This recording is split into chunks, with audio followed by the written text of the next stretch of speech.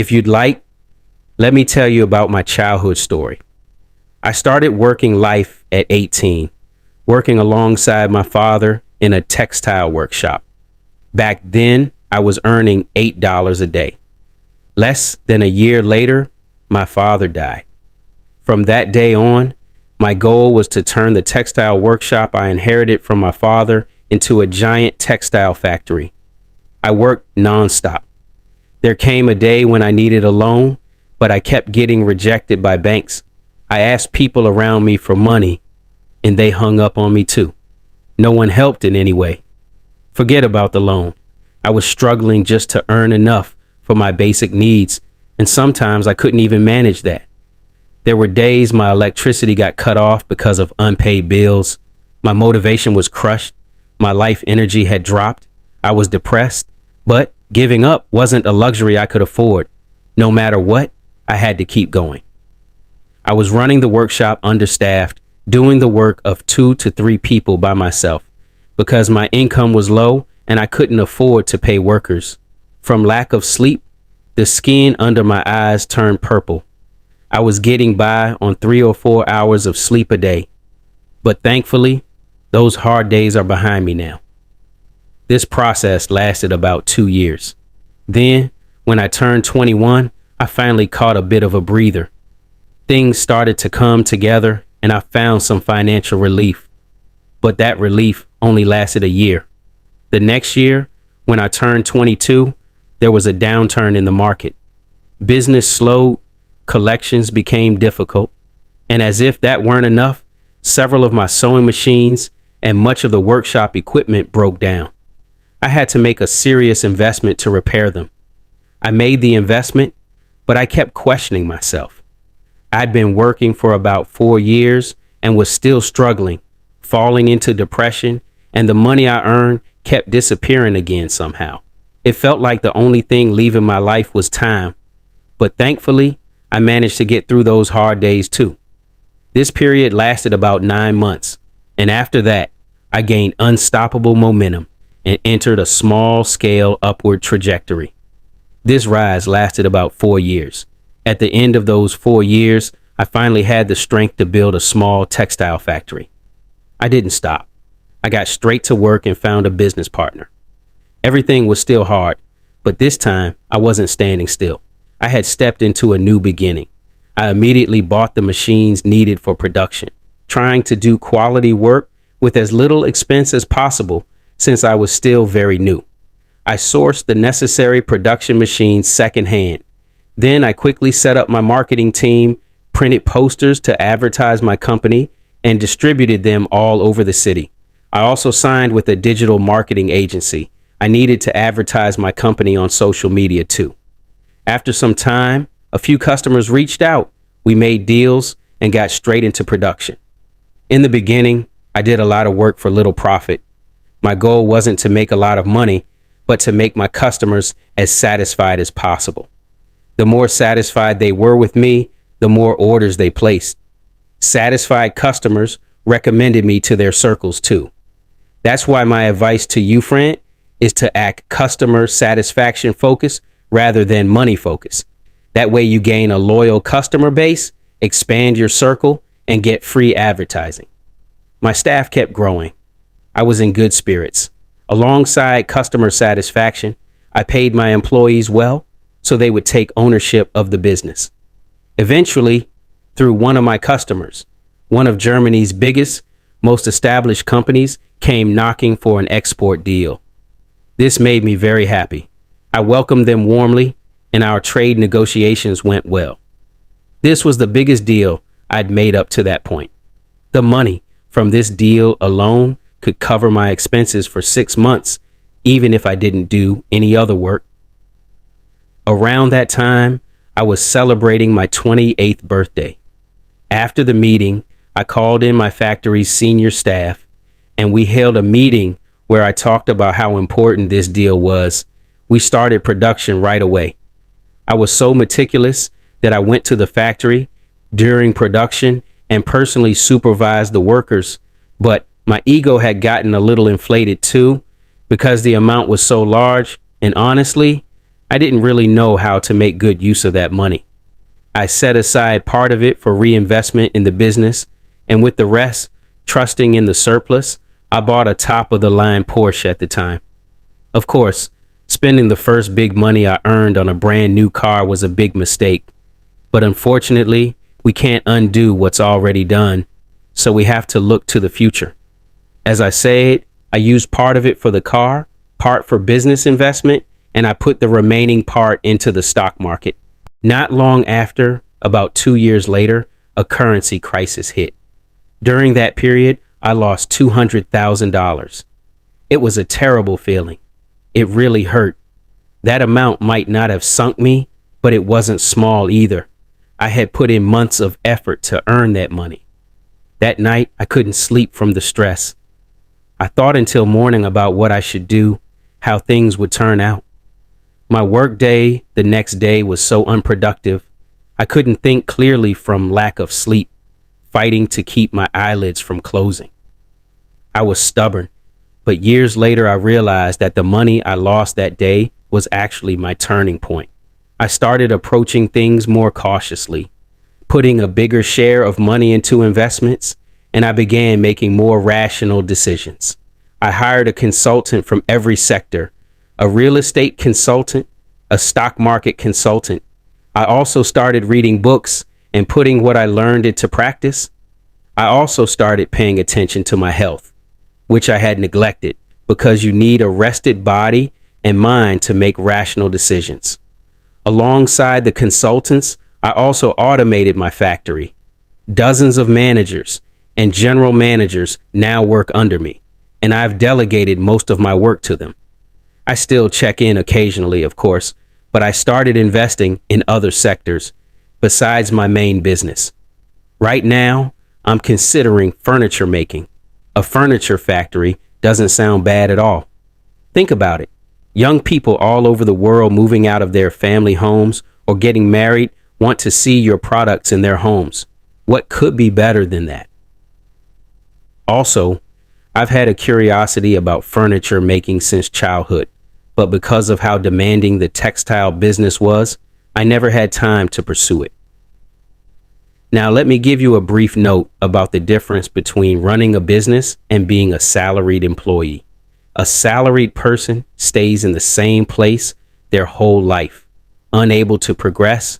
Their biggest assets might be 1 to 2 cars, maybe 1 to 2 houses, but they can't go beyond that. They can't move freely. Their time belongs to a boss. Of course, there are good sides too. For example, no risk required, no worry about going bankrupt, no need to think about work 24 hours a day like an entrepreneur does. Outside of work hours, your time is entirely your own. Entrepreneurship isn't like that. Some days you'll have no work at all and have completely free time. Other days you'll have to work 24 hours straight. Some days you'll earn $100 million from a business deal. Other days you'll fall into the red and lose $1 million in one go. But no one gives you orders. You're free. As long as you don't make major financial mistakes, you can have what we call a luxurious lifestyle. You can live in the finest villas and drive the finest sports cars. In short, you need to observe the difference between these two and decide for yourself. And I'm curious about your thoughts. Is it better to be an entrepreneur or a salary employee at a company? I'd be glad if you'd share your views with me in the comments. Also, the biggest lesson I learned about the market was patience. Sometimes I see people acting too hastily. I've seen people buy stocks high and sell low, sell off stocks just because the market dipped slightly. As one of today's biggest billionaires, Warren Buffett, said, a well-known quote about buying when there's blood in the streets and being contrarian to the crowd. If we act with this mindset, we stay as profitable as possible and minimize our losses. Also, what we call the stock market is a long-term game. A stock that drops from $60 to $50 today that we don't like might climb back up to $300 by year's end. So we need to act with analysis and patience. When I turned 34, I decided to move to Dubai because I wanted to expand my network. You probably know Dubai. It's a city where some of the world's wealthiest people live. I wanted to meet these kinds of people and learn their mindsets since I felt I needed to develop myself further. So I moved to this city.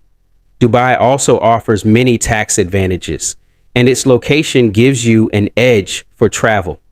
In Dubai, I found a partner to work with on the furniture factory I had in mind. We're thinking of opening the factory in Indonesia.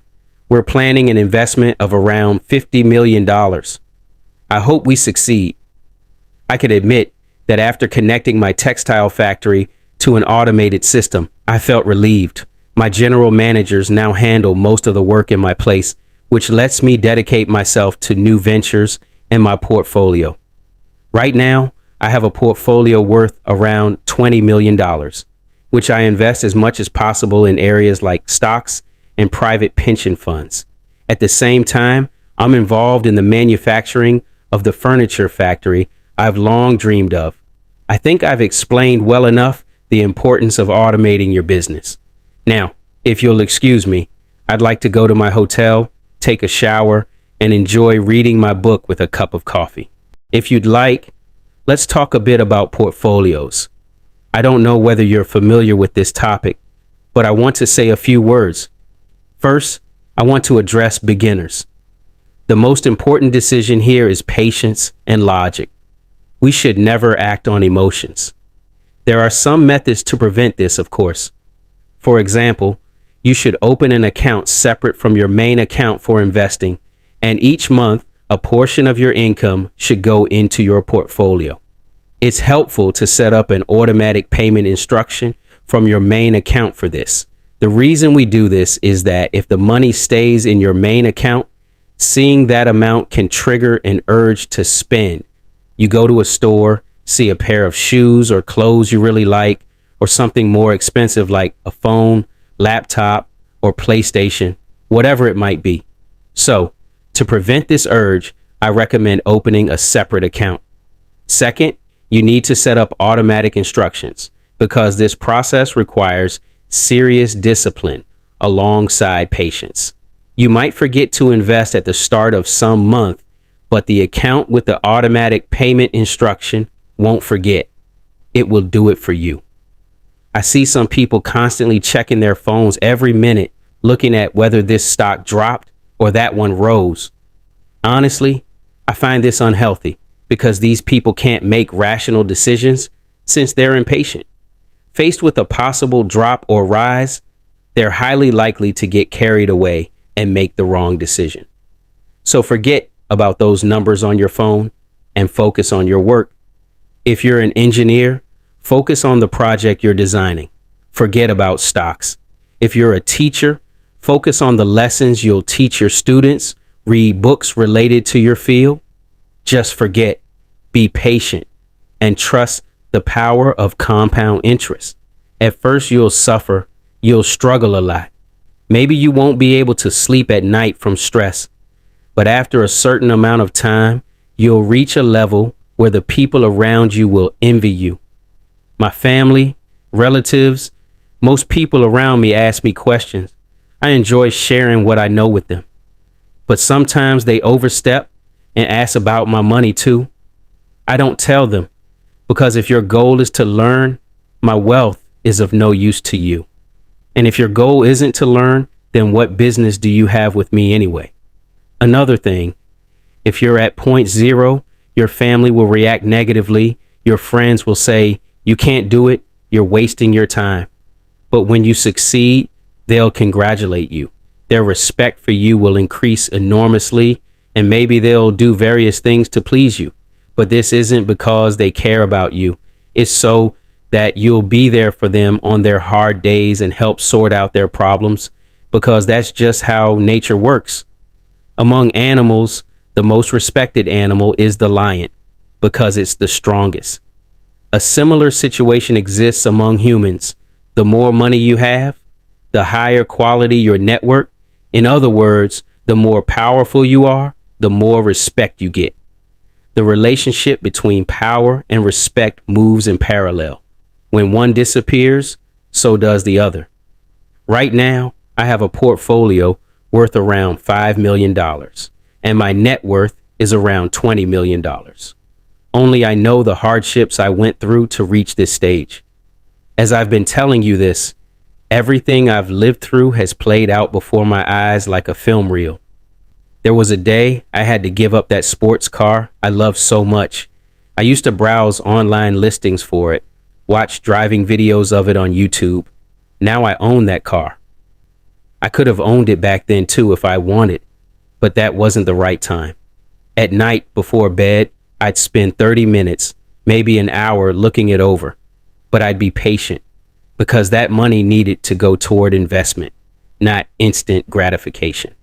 I had expenses, I had to account for every bad case scenario, and I had no room to stumble. Right now, the $1,000 in your hand and the $200,000 I lost at age 30 might look like different numbers on paper, but they represent the same story. You're at point zero now. I was at point zero back then too. My income was growing, but my expenses were growing along with it. And when that happens, growth becomes very difficult. It was after that currency crisis that I realized where my mistake was. I established a balance between income and expenses and maintained it, and I fought with all my strength to do so. I developed myself. I paid the price. Right now, I'm in a hotel in Dubai telling you all this while living it. As of now, I'm 41 years old. I just recently founded the furniture factory I mentioned. We're still very small. The work we do isn't that big. We just ship products to a few cities, that's all. But even this is enough, because throughout the process from age 18 to now, I've learned so much. How to start a business and take it from where it stands to the top. What to do in times of crisis. How to react when the market turns bad. I've experienced all of it. Now I continue with my work and my life much more at ease. I'm not rushing with the furniture factory either. My partner and I talk constantly, making plans and schedules. Right now, we're about to complete our first year. I need to devote a bit more time here. Since my furniture factory is in Indonesia and my textile factory is in Egypt, I have to travel frequently. Honestly, I can say I'm tired of traveling by plane, but I can't deny that I owe the life I live today to these trips I've made. I can eat at the world's most luxurious restaurants, access the cars, houses, and hotels I want. Of course, within the limits of my earnings. The people I'm in contact with are more or less like me.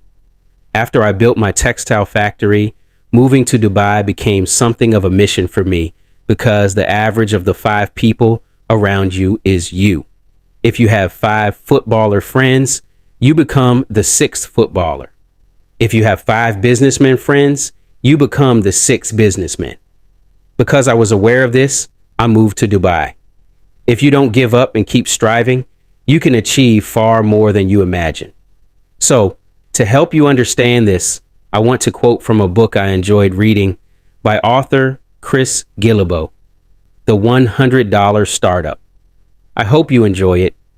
I met Naomi Dunford in England, and I saw her again a year later in Austin, Texas, where we had both gone for the South by Southwest Interactive Festival. She had had a money problem before.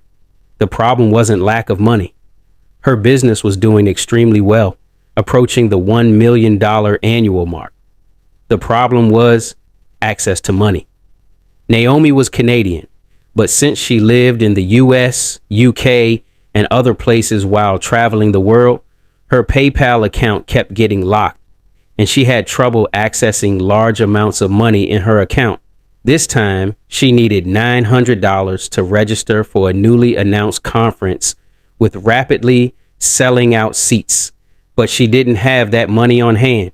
Naomi decided to find people who could lend her money via credit card, and she spoke with 3 people about it. All 3 said she could use their car however she wanted. When we talked about this in more detail, we realized that most of us actually have access to all kinds of financial and social capital that we don't usually think about, but could easily draw on when needed. If one person hadn't offered their card, another would have. This move happened because Naomi wanted to think creatively. If she had just said, well, I guess I can't register now, she would have missed the opportunity.